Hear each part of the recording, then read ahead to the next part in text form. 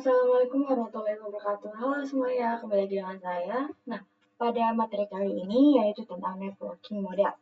Nah, di sini ada beberapa materi yang akan saya sampaikan. Yang pertama adalah konsep. Jadi, networking model sangat identik dengan jaringan komputer mengacu pada perangkat komputasi yang saling terhubung serta dapat bertukar data dan berbagi sumber daya satu sama lain. Networking model adalah suatu mendefinisikan bagaimana kumpulan komputer agar bisa saling komunikasi. Nah, aturan tersebut yang disebut dengan networking model, jadi bagaimana setiap vendor dapat saling berkomunikasi dengan open standard networking model yang tersedia. Untuk saat ini, open standard networking model yang tersedia dan terkenal ada dua, yaitu TCP/IP model dan OSI model.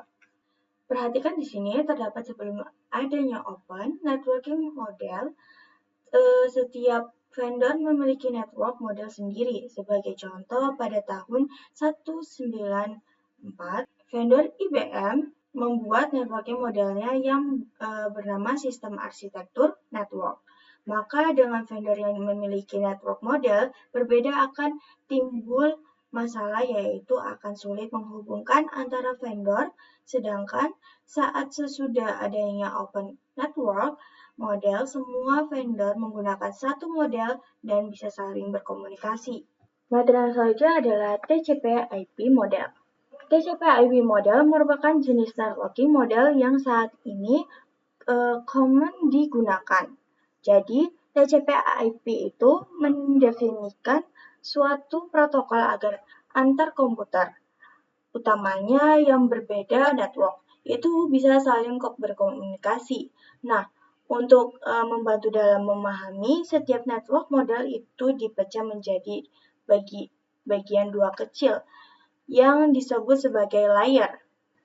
Secara dokumentasi, TCP/IP model terdiri dari 4 layer, namun penerapan dalam real network, TCP/IP model lebih mudah untuk dibagi menjadi 5 layer. Perhatikan gambar berikut, inilah yang bisa kita sebut TCP/IP layer. Dan cara membaca dari bawah, yang berarti yang paling bawah adalah layer pertama. Langsung saja kita bahas satu persatu dari TCP/IP model application layer. Nah, application layer berfungsi sebagai antarmuka dengan aplikasi, mengatur bagaimana aplikasi dapat mengakses jaringan dan kemudian membuat pesan-pesan berskala. Di antaranya, contoh service dari aplikasi layer itu seperti HTTP, POP3, SMTP, IMAP, SSH, dan lain sebagainya. Jadi, misalkan ketika pengguna melakukan request suatu website, maka nanti web server akan reply request tersebut yang terdiri dari HTTP header. Di dalam HTTP header akan ada banyak informasi, salah satunya adalah informasi status. Informasi status juga banyak diantaranya informasi status 200 dan 4 roll 4. Jadi 200, oke. Maka request yang dilakukan klien itu berhasil. Sedangkan untuk 4 roll 4 not found, maka request yang dilakukan tidak berhasil. Selain reply dengan HTTP header, web server juga akan memberikan informasi seperti data yang sudah di-request.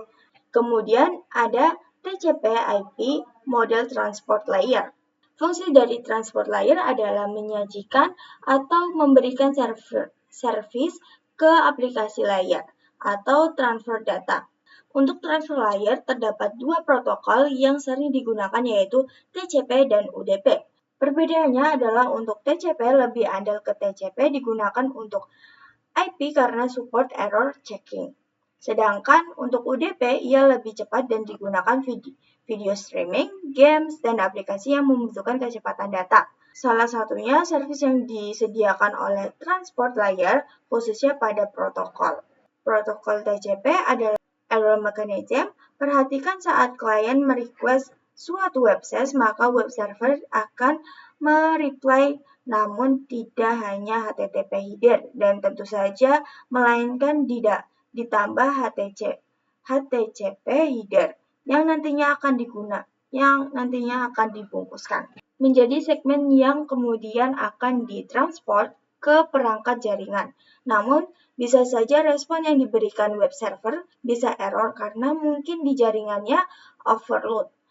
Misalnya, jika terjadi error, maka klien akan merequest lagi dan web server akan mengirimkan ulang untuk paket yang hilang sehingga menghasilkan data-data terkirimnya dapat disajikan dengan baik dan seperti itulah contoh dari TCP.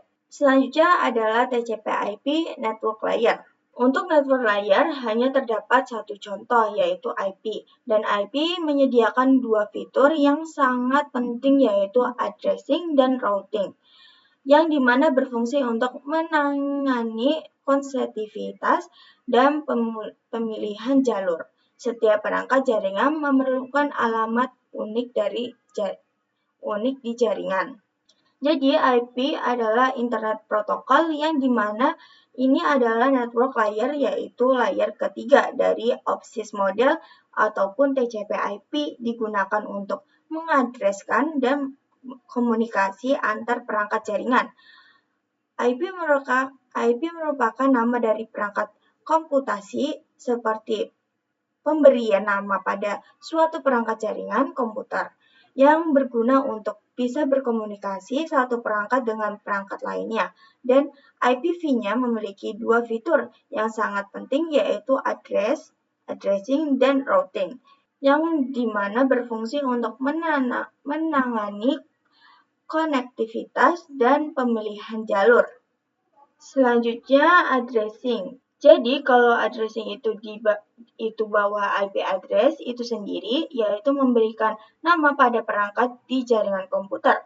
Contoh untuk addressing ketika suatu perangkat memiliki IP address atau nama 1.1 dan perangkat lainnya 1.2 maka saat ingin berkomunikasi dapat menggunakan nama tersebut. Selanjutnya adalah routing. Routing salah satu fitur yang disediakan pada IP di bagian network layer yang bekerja layaknya kantor pos, mencari router tercepat untuk sampai tujuan. Perhatikan pada ilustrasi routing, misalkan kita ingin mengirimkan paket, maka kita perlu mencari kantor pos terdekat sehingga kantor pos dapat menyaring routing tercepat untuk sampai di tujuan. Untuk IP address sendiri memiliki dua jenis, yaitu IPv4 dan IPv6, di mana IPv4 terdiri dari 4 offlet, yang disediakan offletnya terdiri 8 bit, dan jika dijumlahkan terdapat pengalamatan 32 bit, sedangkan untuk IPv6 memiliki 8 blok, yang jika dijumlahkan memiliki pengalamatan 128 bit. Selanjutnya, TCP/IP Data Link Layer dan Physical Layer. Data Link Layer mendefinisikan protokol yang dibutuhkan pada Physical Layer. Salah satu fitur pada Data Link Layer ialah VCS, Frame Check Sequence, yaitu Error Detection Mechanism. Hanya mendeteksi error tanpa recovery. Addressing yang digunakan pada data link layer adalah MAC address. Physical layer mendefinisikan cabling pada suatu jaringan komputer, mendefinisikan secara fisik apa yang digunakan untuk menghubungkan antar device. Untuk menghubungkannya dapat menggunakan wired atau wireless. Jadi physical layer yang menentukan penghubung antar perangkat apakah menggunakan wired atau wireless. Untuk berplastic work sendiri biasanya menggunakan kabel UTP, sedangkan untuk wireless bisa menggunakan gelombang elektromagnetik. Pada data link, salah satu fiturnya ada FCS, hampir mirip dengan transport layer khususnya TCP. Namun pada TCP ia mendeteksi dan merecovery, sedangkan untuk FCS hanya mendeteksi saja. Dan addressing yang digunakan pada data link layer adalah MAC address. Materi selanjutnya adalah encapsulation dan decapsulation. Encapsulation itu proses membungkus data dengan header pada data setiap layernya. Adapun decapsulation maka itu sebaliknya. Perhatikan pada gambar jika memiliki data yang awalnya mulainya dari aplikasi layar yang kemudian diarahkan ke transport layer, maka di sini ditambahkan TCP header. Pada bagian ini mana message-nya segmen.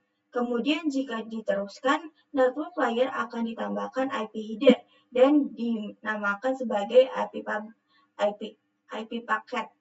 Nah, kemudian jika kita arahkan lagi ke data link, maka akan ditambahkan data link header dan data link tagger, kepala dan ekor. Message ini dinamakan sebagai frame sehingga jika sudah berada di data link layar dan masuk ke layar fisikal sudah berubah menjadi bit. Jadi proses yang dilakukan oleh sender saat mengirimkan data ke receiver dinamakan encapsulation.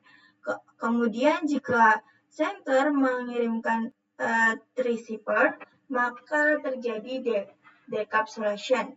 Decapsulation artinya adalah proses merubah menjadi data kembali dari bit kemudian diurai lagi menjadi data. Dan materi terakhir adalah oscillator model. Untuk saat ini, model yang sering digunakan hanya TCP/IP karena untuk dari sisi perkembangan protokolnya atau modelnya TCP/IP lebih dominan dibandingkan oscillator. Namun oscillator biasanya dipelajari karena mudah difahami. Sebelum networking model ada, setiap vendor membuat atau memiliki networking modelnya masing-masing. Karena setiap vendor memiliki networking model yang berbeda-beda, maka komunikasi antar vendor sulit dilakukan. Jadi usaha untuk membangun suatu jaringan komputer sangat gede. Baiknya vendor tadi itu bagaimana upaya agar tetap bisa berkomunikasi dengan baik antar vendor satu dengan vendor lainnya.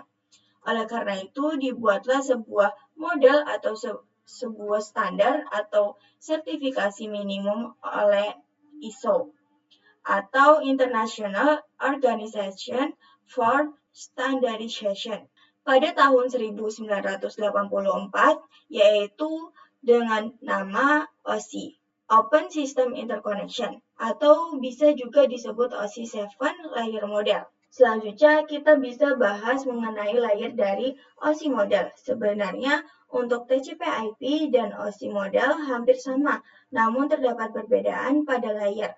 Pada layer 4 terakhir mereka ini sama saja, namun pada 3 teratas untuk OSI model terdapat application, presentation, dan session. Sedangkan untuk TCP/IP hanya application. Perbedaan lainnya ada pada name of message pada layernya. Pada TCP/IP name-nya seperti segmen, IP paket, frame, sedangkan OSI memiliki nama tersendiri disesuaikan dengan layernya seperti LTPPU, 6PD4, dan lain-lain.